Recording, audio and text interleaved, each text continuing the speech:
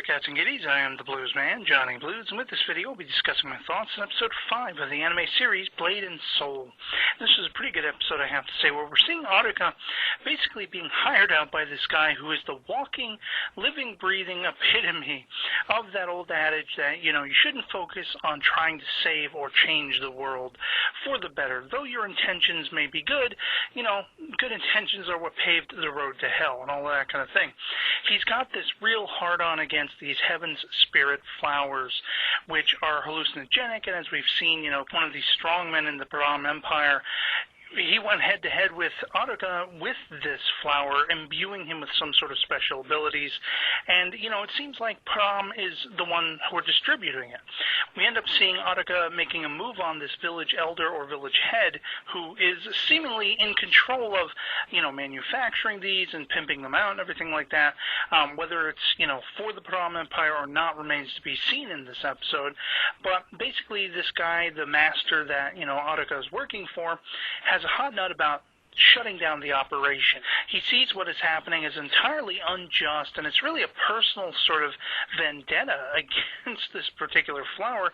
Maybe he had his own reasons for this, and we see that this woman, Malna, she's kind of like a peasant girl, kind of sort of pseudo-slave working for this guy. I guess she's kind of like his live-in lover and everything like that, for which she's granted a roof over her head and meals and everything like that. Otherwise, she'd be poor. And she has really weighed the value of this particular almost narcotic, being pimped out by their village. It's given people jobs. It's giving people a livelihood. So it's a great juxtaposition, the viewpoints both of these characters have.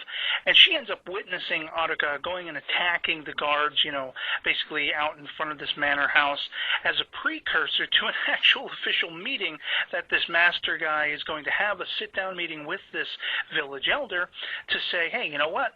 I don't like what you're doing here. I'm the one who killed your people. We're going to keep coming back. I'm going to make you understand this needs to stop. And this gains the attention, very surprisingly to me, of Karen L. She's away from, her tavern, the Timon Inn or whatever it's called, where it's really cool. We get a flashback to see that the Pleasure Gang is still hanging out there. Some of the guys are doing some work in this tavern. And little Pia, she has effectively garnered the job she was hoping Karen would give her, and it was fun to see that she's kind of answering directly to Luana Dawn when she's trying to get her people to call her leader, and the little girl Pia says leader as well, and she's like, oh, not you. It was really cute, that scene.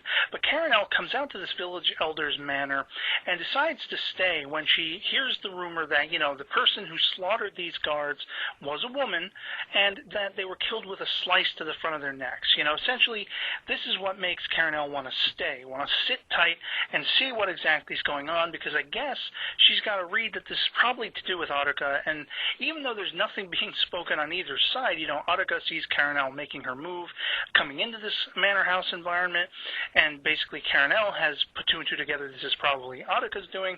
Neither one of them is revealing, their cards, the cards they're holding, and this culminates in a sort of surprising way, and they first approach this Malna woman, and this master guy who's hired out Atsuka is trying to, condition her to understand this is really bad. What's going on with these flowers?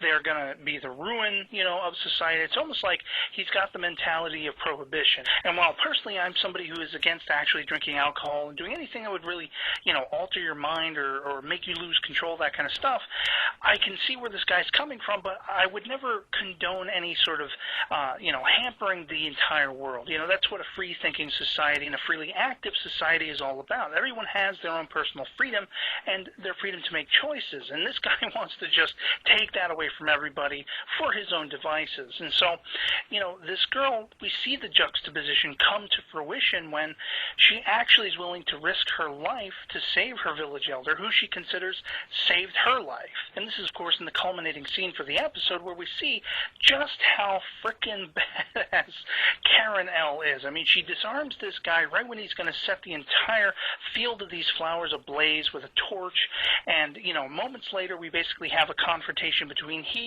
Atsuka, Karen L, and this Malna girl with this village elder.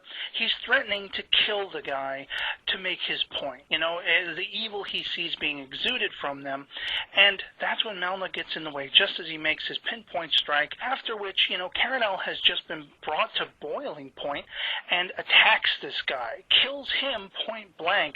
And we got a little nod that Hazuki had actually followed her out and followed Arika out here, found her, wanted to make her move on this, but she ends up witnessing this whole scene and is completely deflated by the shock of seeing Caranel, you know, who is a performer, who is a tavern owner. We know that she has agility and she can dance and everything. She does performances, so it's not a stretch of the imagination to see that she would actually be skilled at martial arts and those kind of moves that she does end up taking this guy out with. And in answer to which they can only really separate by the end. Caranel goes back to the tavern, I'm assuming. Hazuki probably as well, although by means of her own direction, her own travel. And Arika is left kind of standing there silently with this guy looking up to her saying, is there anything you can do to save Melna's life? And that's where we end the episode. And so it was a really compelling episode that had great juxtapositions of characters once again from different viewpoints, looking at the grander picture within the setting of this story. You know, it's not just about this seeking vengeance for Arika. It's about the great wealth of characters peppered throughout this series, and it's just compelling and great fun every step of the way as we move forward. I'm really enjoying this series. So otherwise, that'll be pretty much it for me on this. I hope this video finds you well, and I'll catch you all later. Peace.